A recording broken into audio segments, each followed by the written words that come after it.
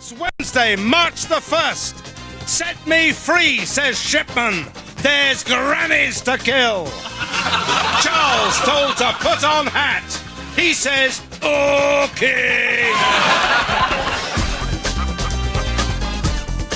Please welcome the teacher's pet, Mr. Iain Lee.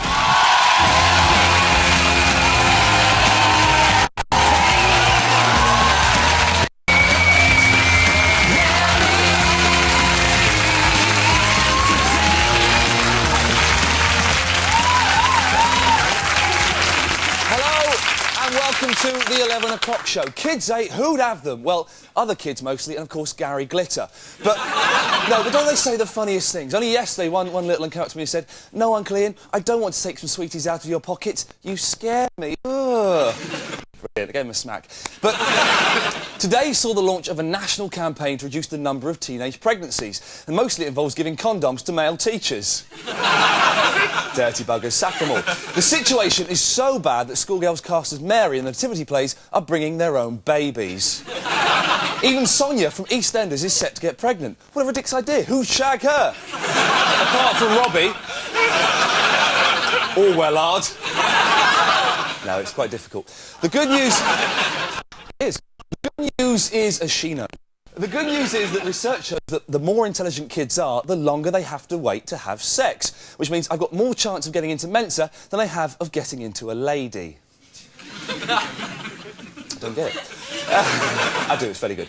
Now, is it any wonder that kids misbehave? I mean, when I was naughty, my dad would show me the back of his hand, and as I was looking at it, he'd hit me round the head with a cricket bat.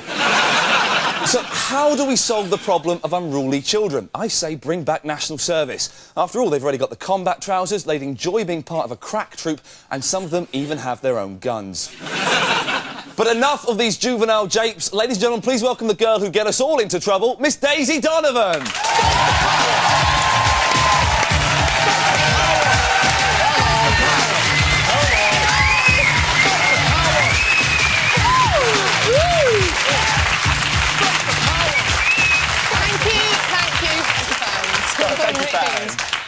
Congratulations to Kat Deely for being voted Woman of the Year, but you'll be very pleased to know, Iain, that in the category of Best Thrice-Weekly Topical Comedy Show Female Presenter on Channel 4, I came a very creditable 9th. Oh, just behind Marie Curie. Daisy Donovan, well done, fantastic Thanks very much. Now, let me tell you what's happening on tonight's show. Paul Garner goes behind the headlines to uncover the truth about road rage. We're under the covers with convicted madam Cynthia Payne. And later on, I'll be finding out why women under the age of 35 make the best bosses. But first, it's today's headlines. Tonight's top stories. A high-profile spokesman for the cosmetics industry has denied that there is a link between wearing excessive amounts of makeup and mad cow disease. A young offenders institution has been praised for its new incentive scheme. Inmates who behave well are allowed the use of a Game Boy in their cell. Those who behave badly get to be the Game Boy. A 6-foot alligator is at large in a Newcastle park. It was last sighted surrounded by a group of dancing Geordie slappers who thought it was Newcastle's biggest handbag. The British Toilet Association say that 1 in 3 public conveniences is to be phased out. They describe the move as the sad demise of another traditional cottage industry. And those were tonight's headlines.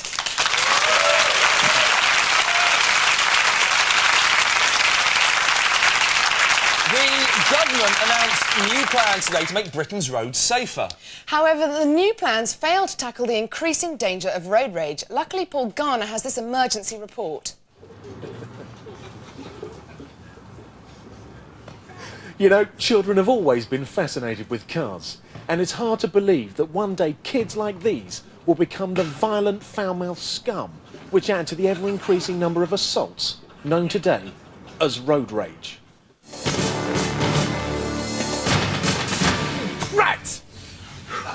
You see how easy it is? I've only been in the car 10 minutes now, and already I can feel my blood and stress levels rising as a result of some of the stupid fucking idiots that I have to share the road with. Yeah, you wanker! To defuse potential flare-ups, here's a few ideas that could help you when you're actually out on the road. Stop yourself before things get out of hand. How much of the road do you want, you pillock? Instead of confronting the other road users, just stop and count to 10. 1, 2. Look at some of the new technology which enables you to communicate with your fellow road users whilst avoiding confrontation. A simple keyboard and LCD screen allows your concerns to be understood by other drivers. Listen to the advice of those like Steve Thomas. In 1997, he made the newspapers for all the wrong reasons when he left another motorist in a coma for 2 weeks after an unprovoked road rage assault. He cuts me up on the Chiswick roundabout and I just saw red. Yeah, but that hardly seems enough to warrant hitting him like you did with a car jack. Yeah, well, the Muppet cut me up. Yeah, as I say, that shouldn't really have provoked the... Look, mate. The Muppet cut me up. I went to the home of Kevin Turner, the innocent young man Steve had left for dead in Chiswick. He told me his version of events on that day in 1997.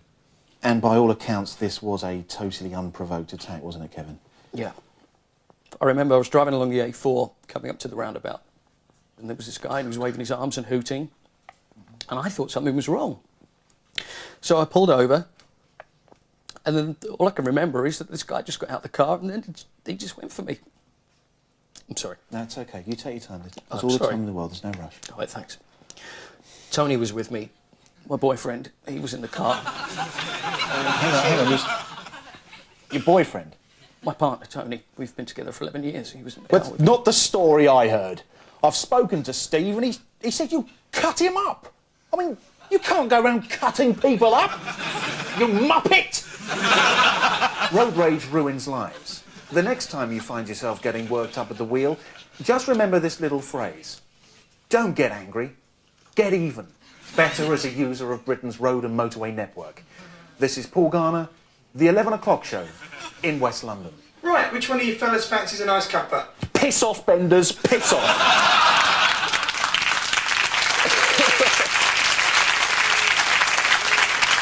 Britain's banks have caused outrage today by deciding to charge customers £2.50 for having the sheer audacity to want to withdraw their own money from a cash point. But where will that extra money go? Well, here's what the experts predict. Queuing. 5 pence will be spent on improving waiting time. The monotonous cashier number 5, please, message will be revoiced by the more human tones of Housewives' favourite Stephen Hawking. Currency. 15 pence is being spent on more up-to-date banknotes. Instead of stuffy train inventor George Stephenson, the £5 note will feature former brushstroke star Carl Howman. The £10 note is livened up by good old boys, the Dukes of Hazzard. While the world of pop is represented by Posh Spice, who dons a glittery dress to play the silver strip down each note. Security. 45p goes on improving cashier safety. In the event of a robbery, panic buttons will now link directly to pop hero Sting. It may end in carnage, but Sting will be there to perform a benefit gig for the victims' families. The remaining £1.25, well, that'll be spent on important administration. Bank bosses will be using the notes to wipe off their cocks after knobbing their secretaries. I mean, come on, you love it, fat cats! And that was our guide to the new cash point charges.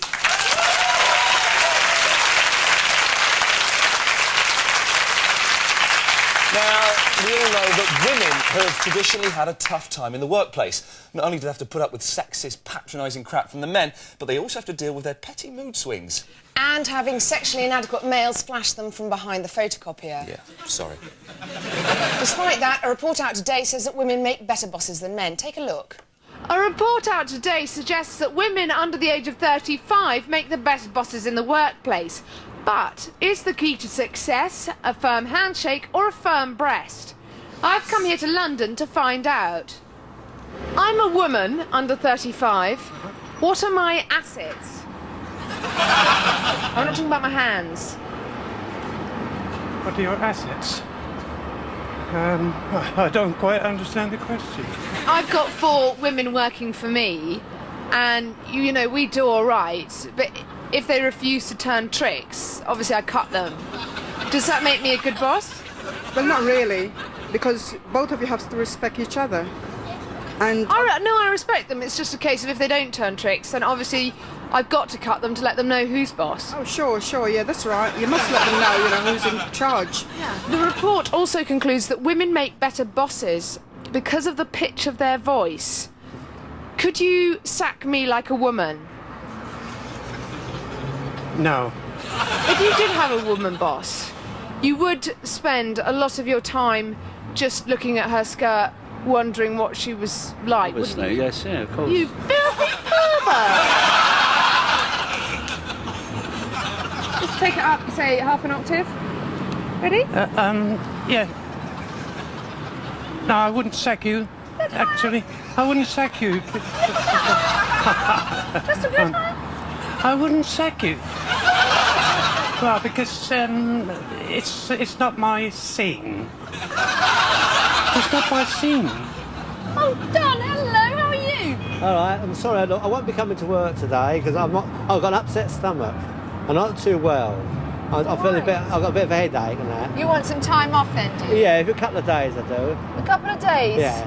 Well, you take some time off. Take the rest of your fucking life off because you're fired. OK, thank you. I'll get another job. So there we have it. Young women do make the best bosses. So don't try and tell me any different, right? This has been Daisy Donovan for the 11 o'clock show in London. You're the stern lady all of a sudden. I'll put an end to that. That's the end of part 1. Coming up in part 2, Ricky Gervais on Britain's crumbling education system. But first, pause for a moment at the end of your day and listen to this charity appeal, please. Hello. Hear that? That's the sound of a baby dolphin calling for her mother in the dangerous waters of the Pacific. She's lost her way and she's very timid. This bar of soap was her mother. You know, it needn't happen. Please, please send us some money now. Have a heart. A baby dolphin. Come on. Don't be a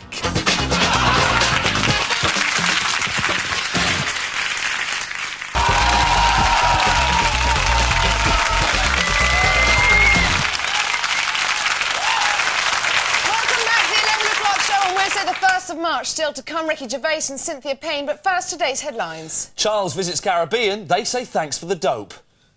Unemployed to get mobile phones. Now no reason to get out of bed. Study says being fat and lazy is good for you. That's because they can't see how small their tiny winkies are.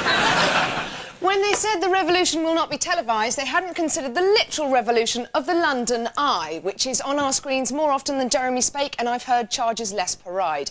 Now, to tell us what you can see from the top, here's reporter Iain Stone standing at the bottom. Iain. Yes, Daisy, I'm here at the London Eye, as you can see, set to become London's most popular tourist attraction since public hanging. How does it compare to the Dome? Well, it's a bit like comparing a 20-year marriage with a one-night stand. You know, with the Dome, it's time and effort, whereas the Eye, you just hop on for a quick ride and walk off with a smile on your face. And what do the paying public think? Well, the reaction has been good. People say they love the views over the capital, but were a bit disappointed that even with cloud cover, they could still see Croydon. So it's looking like it'll be a great success. Well, now it's a shining monument to the new millennium, but give it a year of the great British public and it'll probably smell like a tower block lift, full of teenagers trying to join the Quarter Mile High Club or committing acts of pod rage. Iain, thank you. Pleasure. David Blunkett has issued strict new targets for schools in an effort to improve levels of education. Here's Ricky Gervais with his report. David Blunkett vowed today to close any school which fails to reach new GCSE targets. Under the controversial new scheme, schools that miss these targets will be closed down, renamed, and teachers will have to reapply for their old posts. Good. They're obviously shit at their jobs. In fact, most teachers are shit. I don't entirely blame them. I blame the kids as well. They're thick. And there's fuck all you can do with div kids. So no bother, in my opinion, is throwing good money at bad. Give them till they're 6 or 7 to see if they're good at anything, and if they're not, get them started in crime, or get them a job packing shelves in a supermarket. That way they'll have a decent wage by the time they're 40. The worst teachers are PE teachers. Mine was called Mr. Morris, yeah? And if you forgot your football shorts, he didn't make you play in your pants. No, he thought pants were unhygienic. He'd make you play with nothing on your bottom half. To be fair, he wasn't a hypocrite. He imposed the same rules on himself when he forgot his shorts. He forgot his shorts every week. His catchphrase was, "Nice tackle, boy." That wasn't his only catchphrase. He also had, "You don't wash it like that, boy." Give it to me. I'll do it. It was a rough school, it still is. My nephew goes there, he's only 13, yeah? And he came home before Christmas, yeah, true story, with blood on his shirt, and said that another boy had cut him with a penknife, yeah? My sister goes down to school to see the teacher and asked her why the other boy wasn't punished. And the teacher said, oh, he's from Kosovo, and he's had a really hard time. His father was shot and his mother was beaten up in front of him. And my sister said, serves him right for moving to Reading. This is Ricky Gervais for the 11 o'clock show, London.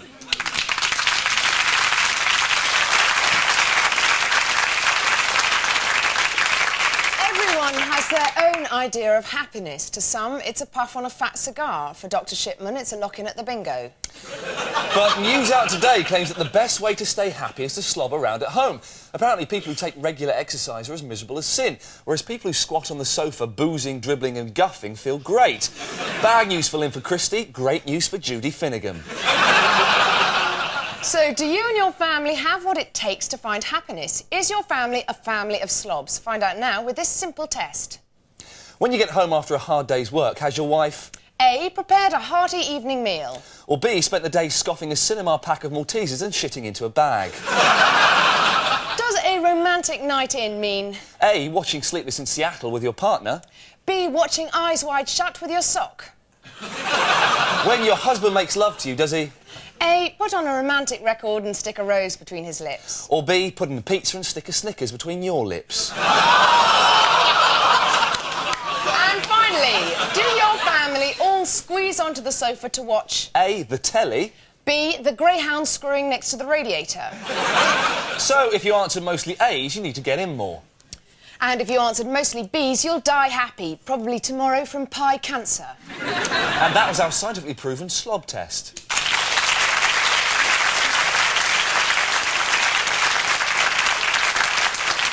Daisy, go on. Tell the audience about tonight's guest. Will do, Iain. She was imprisoned in the 80s for running a suburban vice den where clients used luncheon vouchers to buy sex sandwiches. Tonight, she's left her sandwich box at home with her sex slave so that we can enjoy her personal services. Please welcome Cynthia Payne.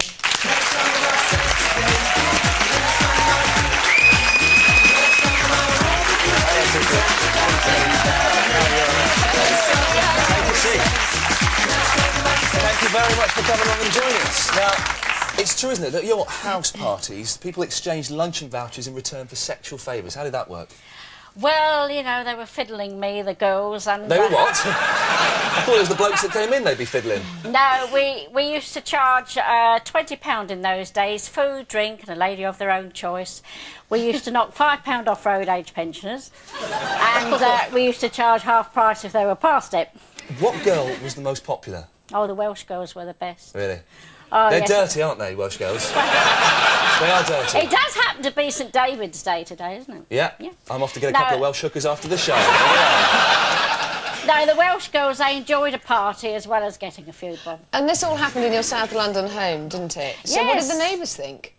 Well, there was never any noise because they were all upstairs in bed, weren't they? Did they ever, you know, pop round to complain and then... No, I never had any complaints. Never had any complaints. I used to live right next door to Carl Davis, the music composer, and he never knew what was going on. Until, of course, the news broke out and... He was around there like a shot. All the Black Mariahs outside my house, and we were all taken into the Black Mariah, all gone down to the police station. There was 40 men in the house and 20 girls. Christ, a lot of people going twos up and having chicken sandwiches. Well, we think your talents are wasted and want to put you back to work. Now, imagine you're organising a fantasy party for us this weekend. We want to know who will be there, what they'll do when they get there. So let's play Cynthia's house party, all right? Right, every party needs a hostess. What are the essential qualities for the job? You've got to make sure the girls are nice, because if the girls aren't nice... I was very lucky. I used to get enthusiastic amateurs.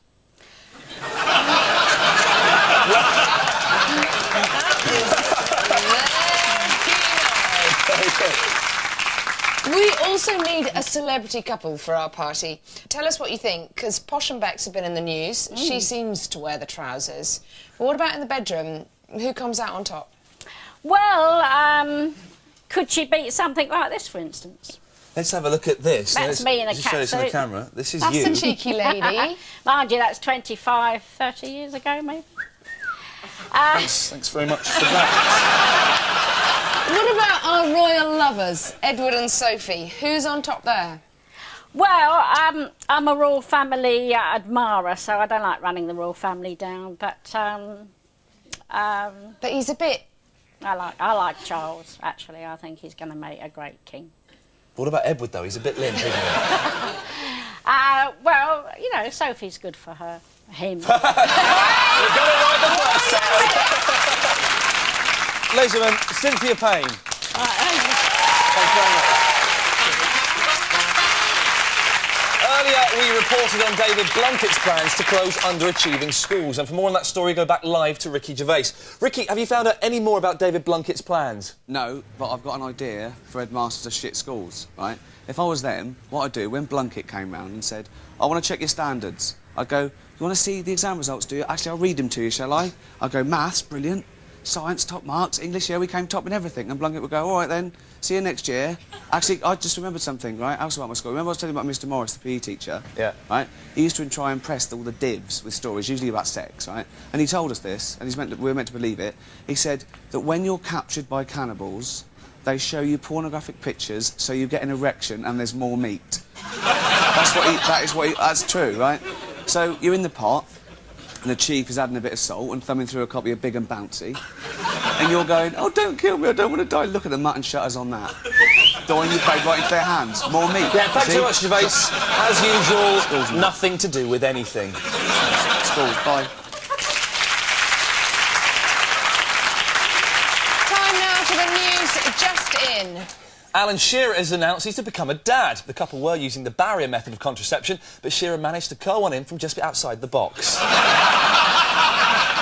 Scientists in Thailand are attempting to make electricity from elephant dung. A spokesman said their first priority was to generate enough power to run the extractor fans.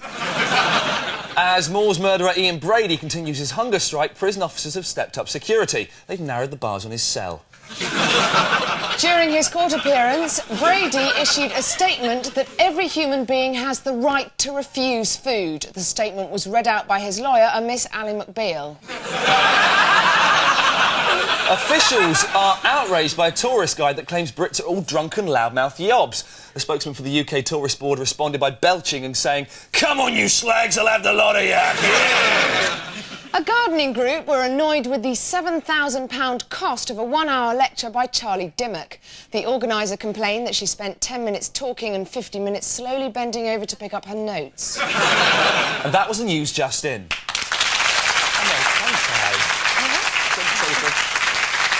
all from tonight's show. Tomorrow night we'll be talking about pop music. Smooth. As Ben Miller looks ahead to the Brit Awards. But before that, shocking proof that Britain's drug habit is getting out of control as even Prince Charles gets mashed off his tits on E.